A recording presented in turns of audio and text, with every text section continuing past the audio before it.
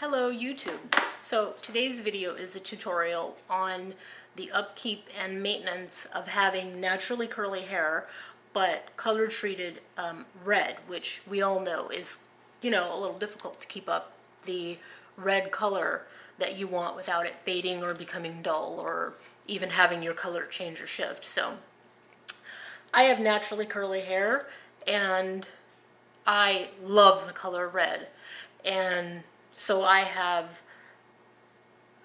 colored my hair a red that I really, really like. And in terms of keeping up the maintenance for red hair, it's, I don't know, a little substantial, I would say. So this is what's ended up happening. I have several different conditioners that I use for different things. I use the Frieda Radiant Red, or the red shampoo and conditioner. Bought this one at Target for $4.99 for the shampoo and $4.99 for the conditioner. They're almost always in stock at my Target in Elk Grove in California. Then I went to Sally's and got a product called Radiant Reds, and I want to say they're between $5 and $7 a piece. And you're asking, okay, it's 2 conditioners, why? 2 shampoos, why? Because the Frieda product has a red pigment to it, but it's kind of pink maybe. It's not a really strong red. And the Radiant Red it's pigmented. It's really, really red. And so I use that. Now on the ends of my hair, I have this product. I just pulled it out of my shower. So it's called Beyond the Zone for Split Ends. And I got this from Sally's Beauty Supply. And the tag is not on it, but I'm gonna say, $7 or $8, something like that. And these go on the ends of my hair. I also use something called Hask placenta, also a Sally's buy. This is the super strength, and I got this one because I've colored my hair several times, so I needed to kind of bring it back.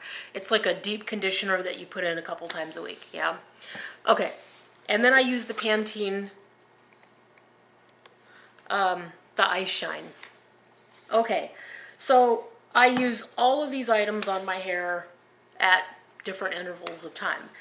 And so what I've ended up doing in order to maintenance my hair is in the tutorial that you're going to see next. Okay, so here's what I do. My Riveting Reds bottle was half empty. You can take the other half and put it in another container for later.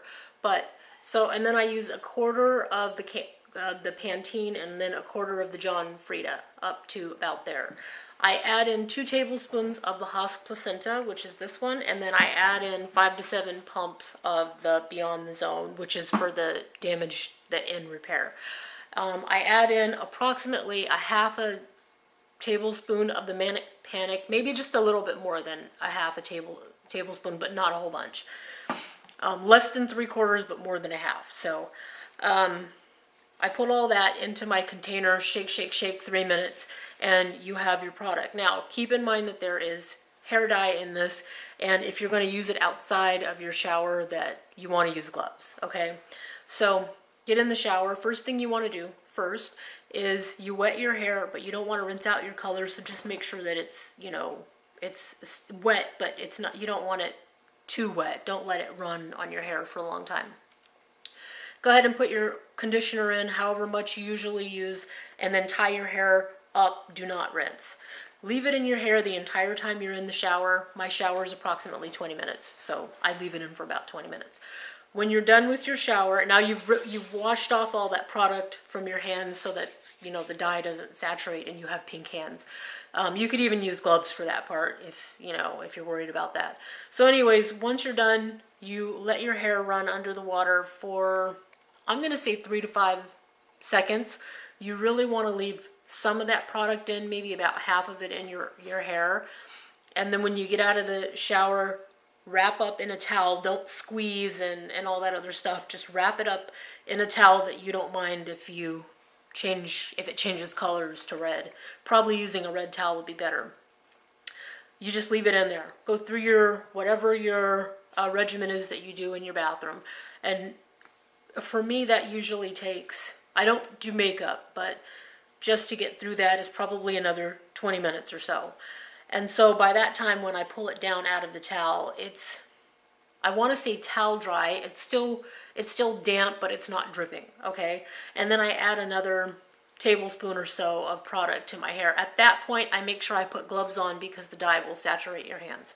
So then you put that onto the ends of your hair. Because my hair is curly, but it's also a little bit coarse at the back, the ends always need a little extra help. So I go ahead and put the conditioner on. The other thing is, in the shower when I condition my hair, I don't condition up here. I condition kind of from the ears down, maybe like this, down. Basically the part that's been growing the longest. And then whatever I have left, then I go ahead and add that up here. So when I get out of the shower, the same thing holds true. I just do the ends, and whatever's left I use kind of on the top. If you're gonna wear white that day, you wanna make sure your hair is dry before you put on your white bra or your white shirt, because you'll dye it and you'll be upset.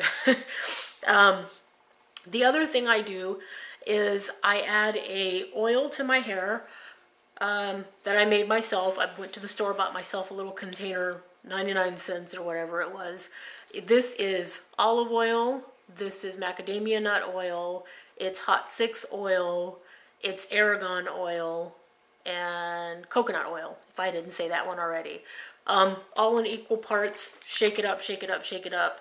And I add a couple of drops to that every single time I do my hair, to the ends really, not to the scalp. To the ends, because those dry out the most. And that's how you can still rock your curls with with red hair, treated hair, even blonde hair, because you shouldn't wash blonde hair as much either, and still be able to enjoy your curls without becoming cousin it, which is pretty much what happens to me. So I hope this helped, and I'll talk to you guys later. Bye.